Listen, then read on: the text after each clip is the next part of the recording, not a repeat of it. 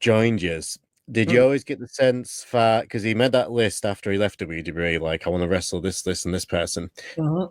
Did you always get the sense that his long-term goal was to always go back to WWE, or did you think he was, excuse the pun, all in with AEW? That's a good question. I, to be honest with you, I don't think I really thought about it at the time. Now looking back, I would say yes. I think he was like, okay, because he asked, I believe he asked for his release at WWE, right? Yeah, Yeah, I believe so. I was using them as he what, was doing Stardust? Stardust, Yeah. um, which he doesn't he didn't used to like to talk about that because I remember asking No. him Stardust once. He didn't really want to talk about it, I don't think.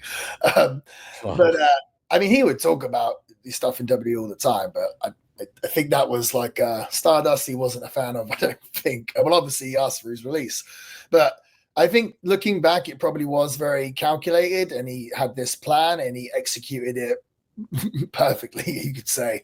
I think his long plan was okay, go in the Indies and make a name for himself. And respect to that, it's funny. When I won the first time I met Cody, I think was at PWG, and I was wrestling him. Not only was I wrestling him, I was going over as well, right? And we're planning the match, and Cody's like, "Do you want to do a spot where you kiss my wife?" Yeah, and I can't even remember. I just met him, I think, and Brandy. I was like, "Oh yeah, of course," just because I guess it worked with the characters and stuff at the time, and I can't even remember what it was, but we did some spot. But either way, I remember when I won Battle of Los Angeles that year, which was also probably like the most star-studded lineup ever for a Battle of Los Angeles. If you go back and look at it, it's pretty much like a who's who of wrestling like right now, actually. It's just everyone was just big star, big star. And I remember doing my speech after I'd won, and I saw Cody looking through the curtain, and I said, think about it, guys. It's like, because I was trying to put myself over, best wrestler in the world because I won this tournament. I said, Cody Rhodes is here. He's a millionaire from wrestling, I'm sure. He was like Intercontinental champion, and he decided to walk away from there to come wrestle here in front of 400 people in this room. Like, that's how special this place is. And I use that as an example to put over how sort of big and important PWG was at the time. So yeah, I think Cody's just a really smart businessman, and I think he needed to leave the WWE to kind of find himself, I guess, and work out what type of wrestler he wanted to be, or maybe he knew all along. In fact, I do remember seeing they might be on the internet, I think, because I saw them. He had pitched this sort of Cody Rhodes character with Brandy to WWE, because I remember seeing these vignettes that he filmed and where he's like calling out John Cena, and I thought they were really good because Cody. People say what they want. Cody is like a very charming man, right? Like, he is. But what was the point I was getting at with Cody? Yeah, I think he needed to leave and show WWE what he could do. I guess, they obviously didn't see him as the American Nightmare Cody Rhodes. So he was just like, okay, well, I'm going to go show you. So I think he must have known that he could have gone back at sort of maybe not any point, but yeah. So, I mean, watching him now, dude, I don't watch a lot of wrestling, like current wrestling, but I watched it when he came out when he debuted or with WWE with the WrestleMania. Yeah, Seth Rollins, yeah. Yeah, and I just was like, oh man, that's so freaking awesome, right? Just how Yeah. people now, because WWE is very different, but I don't think people realize how big a deal it was, the fact that he came in with his exact.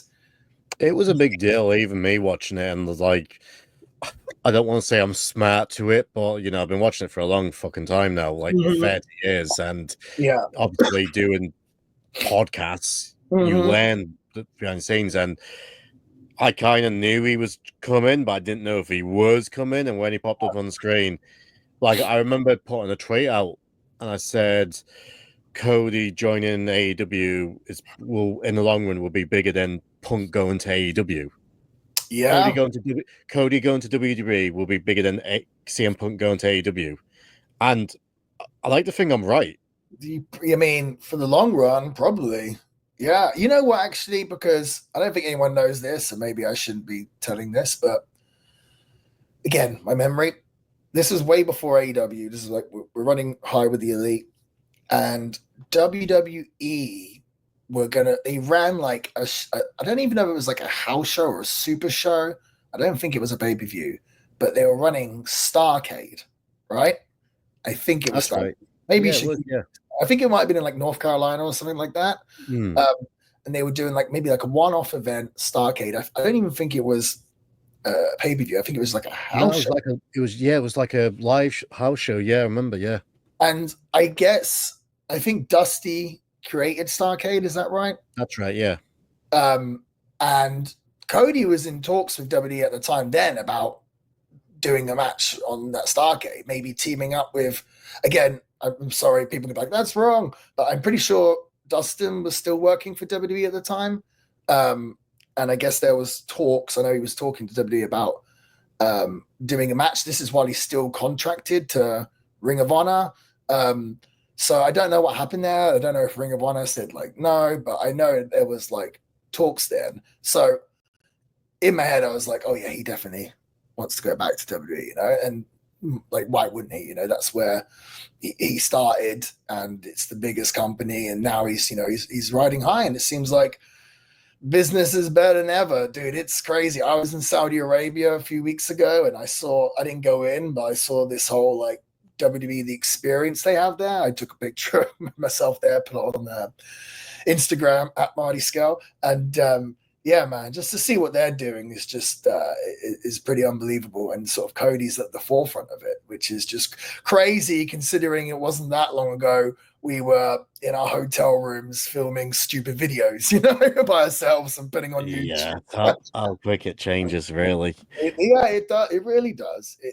Things move fast. They really do. Like.